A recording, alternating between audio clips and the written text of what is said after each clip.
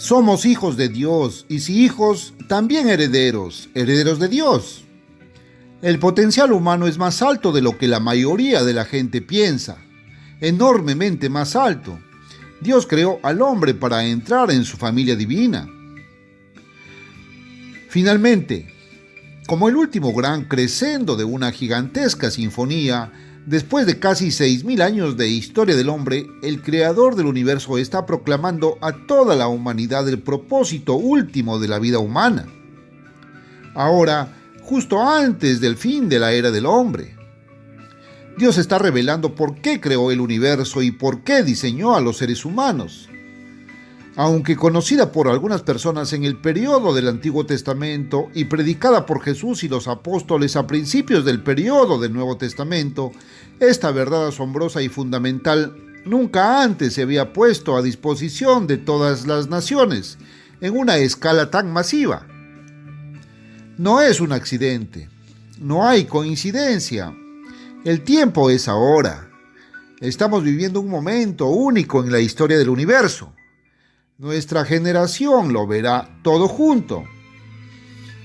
Ahora, estamos listos para abordar el propósito final de y para la vida humana. Involucra nuestro espíritu, el espíritu en el hombre, y también involucra el espíritu de Dios. Más precisamente, el propósito fundamental de la vida humana implica la unión de estas dos esencias espirituales y la nueva creación resultante que emerge. Pablo personifica el significado abrumador de todo el propósito con una brevedad impresionante.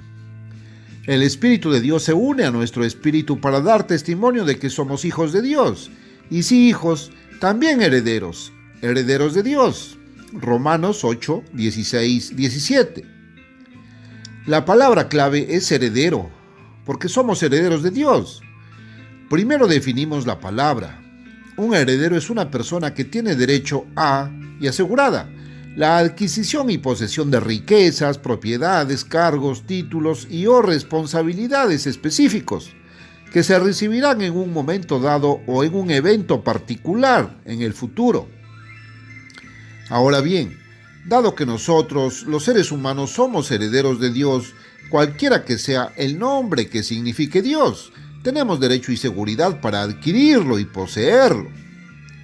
Y así como todos los herederos de las ricas familias Ford, Rockefeller o Rothschild tienen absolutamente garantizados los tesoros, derechos, privilegios y oportunidades que están certificados y asegurados por los apellidos de sus padres físicos, todos los seres humanos pueden tener absolutamente garantizada los tesoros, derechos, privilegios y oportunidades enormemente más espectaculares que están certificados y asegurados por el apellido de nuestro Creador y Padre espiritual, Dios.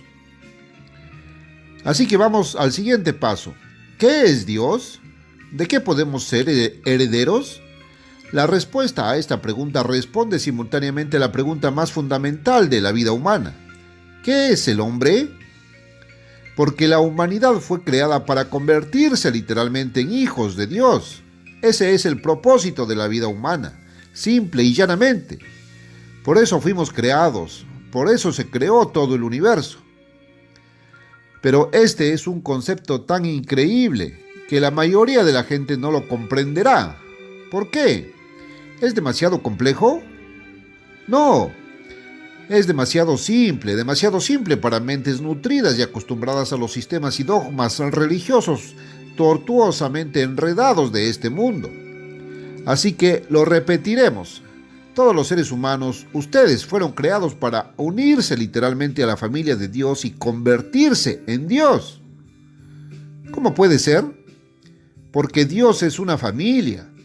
Más exactamente, Dios es el nombre familiar de la clase de seres espirituales creadores que han diseñado, sostienen y gobernarán para siempre toda la realidad espiritual y física, realidad conocida y desconocida, realidad que existe y realidad que aún no existe.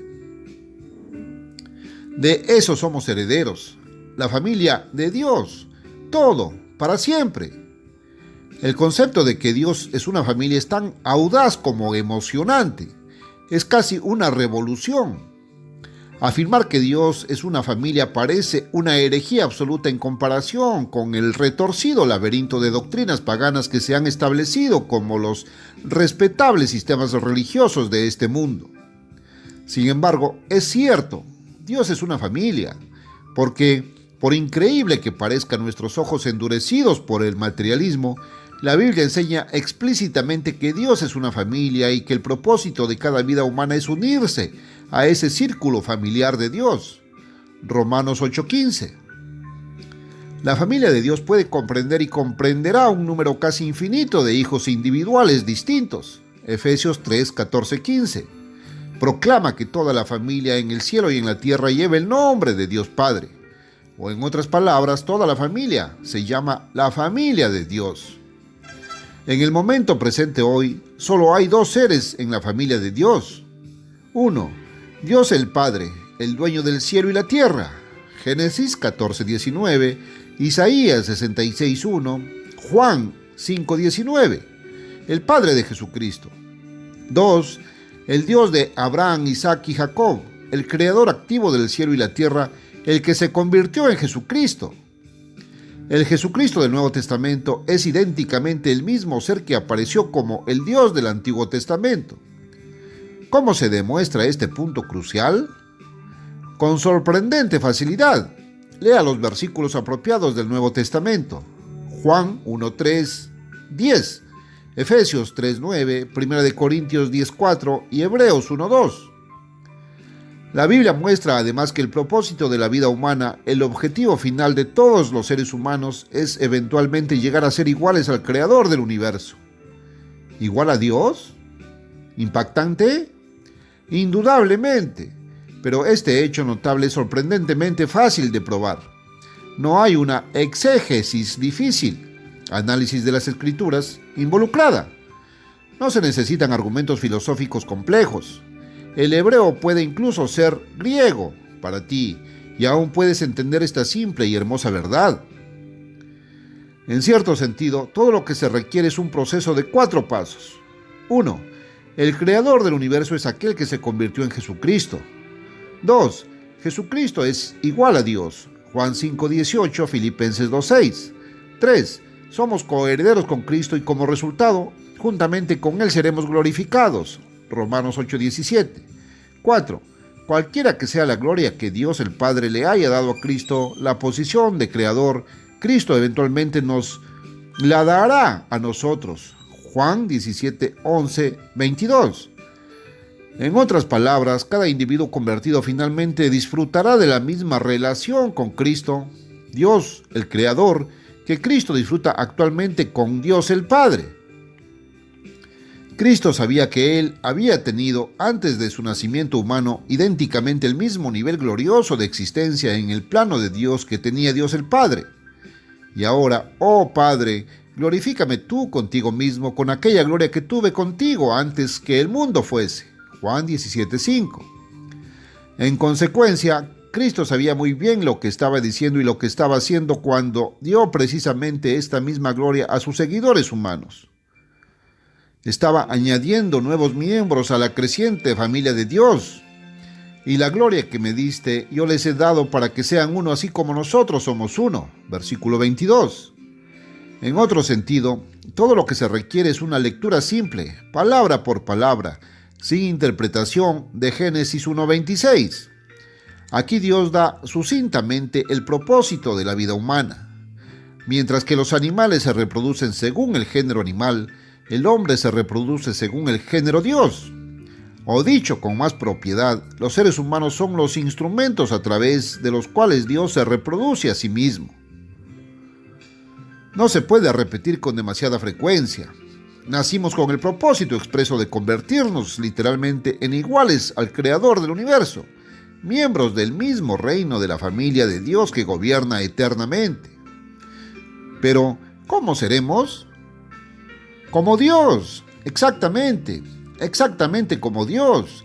Haremos lo que Dios hace, sentiremos, actuaremos, disfrutaremos y experimentaremos precisamente en el mismo nivel incomprensible de conciencia en el que Dios siente, actúa, disfruta y experimenta. Un punto de aclaración aquí. No estamos diciendo que los seres humanos se convertirán en Dios el Padre o se convertirán en Jesucristo. Eso sería completamente ridículo. Dios Padre es Dios Padre y Jesucristo es Jesucristo. Y nadie más puede convertirse en ellos. Además, tampoco estamos diciendo que aquellos que nacerán en la familia de Dios tendrán el mismo poder o autoridad que el Padre o Cristo. Por supuesto que no. Lo que estamos diciendo es que los seres humanos se convertirán en miembros de la misma familia de Dios, compuestos del mismo espíritu, haciendo la misma obra y viviendo el mismo nivel de vida que Dios el Padre y Jesucristo. Pero no perderemos nuestra conciencia única y nuestras personalidades individuales. No seremos difundidos en ninguna conciencia cósmica, no seremos absorbidos por ninguna inteligencia infinita y no seremos tragados por ningún amor universal. Todas estas filosofías tienen un punto en común. Predican la disolución total de la personalidad humana individual. Debe ser difundido en la conciencia cósmica, absorbido por la inteligencia infinita y engullido por el amor universal, como una gota de pintura amarilla que se diluye por completo después de ser arrojada al océano, o como un cuerpo humano decadente que se vuelve totalmente absorbido por el suelo circundante después de muchos años en su tumba. O tal vez como esas desventuradas mentes humanas que fueron tragadas por los invasores cerebros monstruosos que nos aterrorizaban en las películas de ciencia ficción de los años 50. La Biblia repudia absolutamente todos esos intentos de destruir la dignidad de cada mente humana distintiva. Los seres humanos siempre conservarán su individualidad. Nos convertiremos en personalidades individuales en la familia del Dios Padre. Los miembros de la familia de Dios en el mundo de mañana serán más distintos entre sí que los miembros de la familia humana en el mundo de hoy. Todos tendrán sus propios recuerdos, habilidades, rasgos de personalidad, trabajos, responsabilidades, preferencias e ideas individualmente específicos. Pero no habrá ninguna competencia ni conflicto, porque el viejo culpable, la naturaleza humana egocéntrica, habrá sido eliminada hace mucho tiempo. Generaremos nuestras propias ideas únicas, crearemos nuestros propios pensamientos originales, disfrutaremos de nuestras propias actividades preferenciales, cumpliremos con nuestras propias responsabilidades personales y así sucesivamente. Cuando se promete que la humanidad será igual a Dios, eso, por supuesto, significa que los seres humanos individuales eventualmente serán cualitativamente iguales a Dios. Y obviamente no significa que los seres humanos individuales eventualmente serán cuantitativamente iguales a Dios, el Padre o Jesucristo. Ser igual a Dios solo significa que estaremos en la misma familia de Dios en la que están el Padre y Cristo, y no tiene nada que ver con la igualdad de poder, autoridad, inteligencia, etc., dentro de la familia de Dios. En otras palabras, aquellas personas que serán cambiadas en un abrir y cerrar de ojos, 1 Corintios 15:52, compartirán exactamente las mismas cualidades de vida que hoy en día solo poseen Dios el Padre y Jesucristo. Por ejemplo, una de las cualidades de Dios es que tiene vida inherente, genera vida eterna intrínsecamente dentro de sí, porque Dios es vida. Porque como el Padre tiene vida en sí mismo, así le ha dado al Hijo el tener vida en sí mismo. Juan 5:26. En consecuencia, dado que los dos seres originales en la familia de Dios crearon a toda la humanidad para que creciera y llegara a ser cualitativamente como ellos, cuando nosotros, los seres humanos individuales, seamos transformados en nuevos seres Dios individuales, nosotros también generaremos vida eterna intrínsecamente dentro de nosotros mismos. Juan 7:38, 4:14, 3:16, 6:47, etc. Pero cuantitativamente, el hombre nunca igualará a Dios el Creador, tan ciertamente como Dios el portavoz, Jesucristo, él mismo nunca cuantitativamente igualará a Dios el Padre. Juan 14:28. Estos dos seres originales en la familia de Dios siempre permanecerán al mando general. Su autoridad absoluta nunca estará en duda. aunque se deleitarán en compartir progresivamente más de sus responsabilidades con su descendencia a medida que la familia de Dios continúa expandiéndose por el espacio y el tiempo. Una analogía práctica nos ayudará a comprender más plenamente las maravillas del magnífico propósito de Dios y la majestuosidad de nuestro llamado individual. Imagine el modelo de una gran corporación familiar. Los Rothschild de Europa son quizás el mejor ejemplo. El padre patriarca fundó la empresa de la nada hace muchos años. Trabajó mucho tiempo solo para construir el negocio. Cuando tuvo hijos, deseaba prepararlos para el momento en que pudieran convertirse en parte integral de su organización. Los nutrió y los entrenó, y así, después de recibir toda la educación y experiencia apropiadas, sus hijos maduraron hasta convertirse en hombres capaces y dedicados. Su padre ahora se complacía en entregar gran parte de la responsabilidad administrativa y la autoridad de gobierno a sus hijos.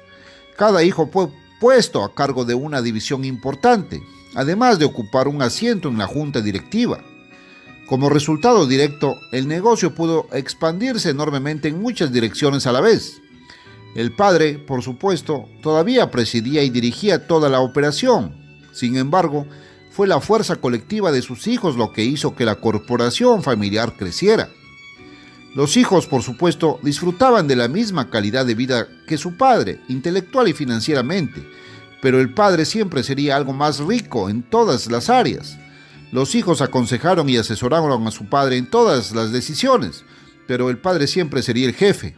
Su palabra siempre sería definitiva. Todos amaban profundamente su trabajo y su vida. Predominó un ambiente familiar, y cuando cada hijo tuviera sus propios hijos, la familia gobernante aumentaría geométricamente, haciendo que la corporación familiar creciera continuamente. Así será cuando los seres humanos lleguen a ser hijos en la familia eternamente gobernante de Dios.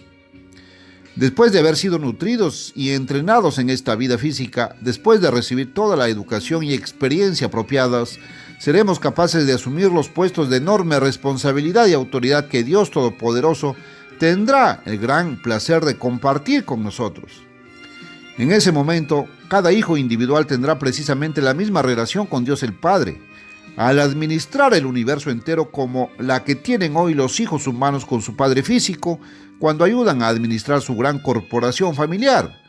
Y de la misma manera análoga, nosotros como hijos de Dios disfrutaremos de la misma calidad de vida que disfruta Dios el Padre. Además, por extraño que parezca, aconsejaremos y asesoraremos a nuestro Padre Creador. Tendremos sugerencias y opiniones que realmente ayudarán a Dios Padre a administrar todo el universo. Sugerencias y opiniones que serán originales y únicas. La vida será centellante. La eternidad nunca podría volverse aburrida. En tu presencia, de Dios, hay plenitud de gozo, delicias a tu diestra para siempre. Salmo 16:11. Y la familia de Dios se expandirá para siempre más allá de todos los límites que han erigido nuestras restringidas imaginaciones humanas. ¿Cómo seremos como hijos en la familia de Dios? Solo hay una manera de averiguarlo. ¿Cómo se ve Jesucristo hoy? ¿Cómo ayudará eso? Jesucristo es nuestro hermano mayor en la familia de Dios, el pionero de nuestra salvación. Romanos 8:29, Hebreos 2:10 y 5:9. El aspecto que Él tiene hoy es el aspecto que tendremos nosotros en la resurrección, porque Cristo ha prometido darnos exactamente la misma calidad de cuerpo glorificado que Dios el Padre le ha dado. Y la gloria que me diste, yo les he dado a todos los discípulos de Cristo. Juan 17:22. Y Cristo hizo más que una promesa solo.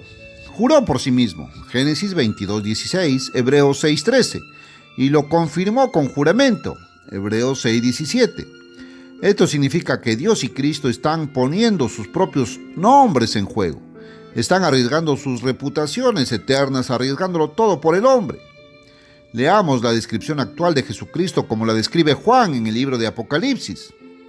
Y en medio de los 7 candeleros, uno semejante al Hijo del Hombre, vestido con un manto que le llegaba hasta los pies y ceñido en los senos con un cinto de oro. Su cabeza y sus cabellos eran blancos como la lana, blancos como la nieve, y sus ojos eran como llama de fuego y sus pies semejantes al bronce bruñido, como si ardieran en un horno, y su voz como el estruendo de muchas aguas, y tenía en su mano derecha 7 estrellas. De su boca salía una espada aguda de 2 filos, y su semblante era como el sol cuando resplandece en su fuerza.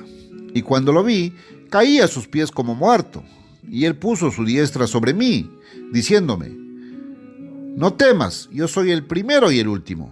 Apocalipsis 1 del 13 al 17. Lo que acabas de leer es una descripción profética de cómo puedes lucir en muy pocos años. Puedes ir más lejos. Lea acerca de su futuro entorno potencial. Lea acerca de la indescriptible majestad del trono de Dios Padre en el 4º capítulo de Apocalipsis. Lea sobre el trono portátil fantásticamente hermoso de Dios el Creador en los capítulos 1 y 10 de Ezequiel. Finalmente, y el que más expande la mente de todos, lea los capítulos 21 y 22 de Apocalipsis. Descubra el incomprensible nuevo cielo y la nueva tierra que desafían la imaginación. Y todo puede ser tuyo, todo, para siempre, porque puedes ser heredero de Dios. Génesis 1:26. En una breve y extraordinaria declaración, Dios resume todo el propósito de la vida humana, la razón principal y subyacente por la que Dios creó toda la realidad física. Esta declaración da la razón que lo abarca todo. Hagamos al hombre a nuestra imagen, conforme a nuestra semejanza. Esta es la primera referencia bíblica al hombre y con ella Dios anuncia su firme intención de comenzar a reproducirse según su género. Antes de este versículo, el principio básico de la vida, según su especie, literalmente del hebreo a o para, su división designada, se enfatiza repetidamente como el diseño guía de Dios para la reproducción y el propósito de toda vida. Y así como Dios había creado las plantas y los animales según su especie, creó al hombre según su propia especie, según la especie de Dios. ¿Por qué la frase según su especie nunca se aplica al hombre, aunque se aplica consistentemente a todas las demás formas de vida? La respuesta: porque el propósito de la vida humana no es reproducirse físicamente según el género humano, sino reproducirse espiritualmente según el género de Dios. De la misma manera que una araña, un pájaro o una ballena recién nacidos fueron diseñados para crecer y llegar a ser exactamente como su familia y sus padres, cada ser humano fue diseñado para crecer y llegar a ser exactamente como su familia espiritual y sus padres, exactamente como Dios, exactamente como el Padre y exactamente como Cristo. Porque así como los animales habían comenzado a reproducirse, Dios había comenzado a reproducirse a sí mismo. A lo largo de los siglos, los hombres han dedicado múltiples decenas de miles de volúmenes en busca del plan, el propósito y la respuesta a la existencia de la humanidad. Todo fue en vano. En sorprendente contraste, Dios revela los tres. Explica con detalles precisos el plan exacto, el propósito completo y la respuesta final para cada vida humana. Lo hace en solo 4 palabras hebreas originales, 10 en inglés. Hagamos, la familia de Dios, al hombre a nuestra imagen, de la familia de Dios, conforme a nuestra semejanza, de la familia de Dios.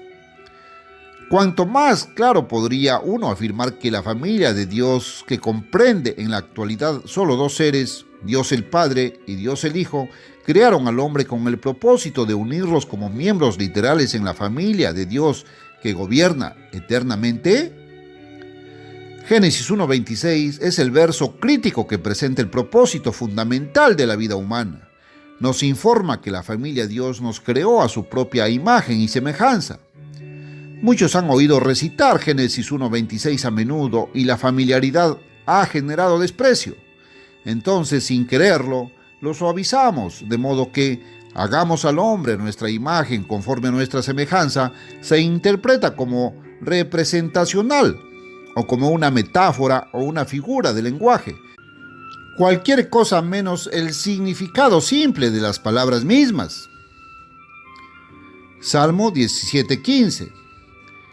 En este salmo, David declaró que anhelaba el momento en que despertaría de su muerte y tendría la semejanza de Dios. La palabra hebrea aquí traducida como semejanza, temuná, se usa en otros lugares para representar directamente a Dios mismo. Números 12:8, Deuteronomio 4:12 y 15, donde semejanza es la traducción, pero es una palabra hebrea completamente diferente de la semejanza carnal, Génesis 1:26, de Dios en la que fueron creados los seres humanos. ¿Llevará David la semejanza, temuná, de Dios sin estar realmente en la familia eternamente gobernante de Dios? La respuesta es claramente no. Apocalipsis 3, 9, 19, 10 y 22, 8 y 9. Apocalipsis 3, 9 declara que los seres humanos físicos que viven bajo el gobierno de Dios que pronto vendrá, adorarán a los pies de los siervos humanos de Dios de la actualidad. Pero Apocalipsis 19, 10 y 22, 8 y 9 declaran que los seres humanos no deben adorar ni siquiera a los pies de los más grandes seres angélicos, y ciertamente no ante otros seres humanos. Se nos ordena adorar solo a Dios. Solo hay una forma lógica de que estas dos declaraciones no estén en contradicción diametral. Solo una forma de dar sentido a estas escrituras, es decir, si los siervos humanos de Dios de hoy se transformarán literalmente en individuos miembros de la familia de Dios. Primera de Juan 3, 1, 2. Estos dos versos notables no necesitan ninguna explicación. Considere el increíble amor que el Padre nos ha mostrado al permitirnos ser llamados hijos de Dios. Y eso no es solo lo que somos llamados, sino lo que somos. Nuestra herencia del lado de Dios no es una mera figura de lenguaje. No sabemos en qué seremos, aún no podemos comprender cómo seremos en el futuro. Solo sabemos que si la realidad se abriera paso, deberíamos reflejar su semejanza. Seremos como Él, porque debemos verlo como realmente es. Lea estas palabras, cada una, literalmente. ¿Qué más se puede decir?